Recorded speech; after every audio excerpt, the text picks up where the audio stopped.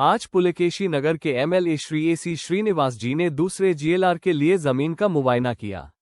यह जीएलआर यानी के ground level reserve water tank DJ हल्ली के दोदड़ा नगर में तामीर किया जाएगा, जबकि पहले से ही एक जीएलआर का काम चल रहा है। ये टैंक के तामीर होने के बाद इलाके में पानी की खिल्लात नहीं रहेगी। आइए मला साहेब से बात करते हैं।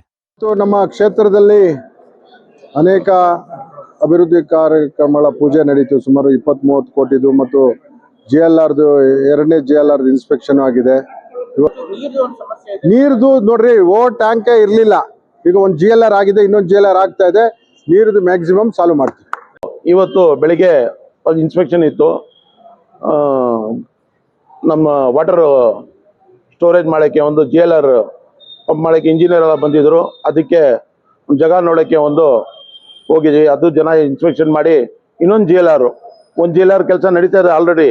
ಇನ್ನೊಂದು ಜಿಎಲ್ಆರ್ಗೆ ಜಾಗ ನೋಡಿ ಅದು ಎಲ್ಲಿ ಗುರುತಿಸ್ಬೇಕು ಅಂತ ಇಂಜಿನಿಯರ್ ಬಂದಿದ್ರು, ಅದು ಗುರುಸಕ್ಕೆ ಇವತ್ತು ಇನ್ಸ್ಪೆಕ್ಷನ್ ಇತ್ತು, ಅದನ್ನು ಇನ್ಸ್ಪೆಕ್ಷನ್ ಮಾಡ್ಕೊಂಡಿದ್ವಿ।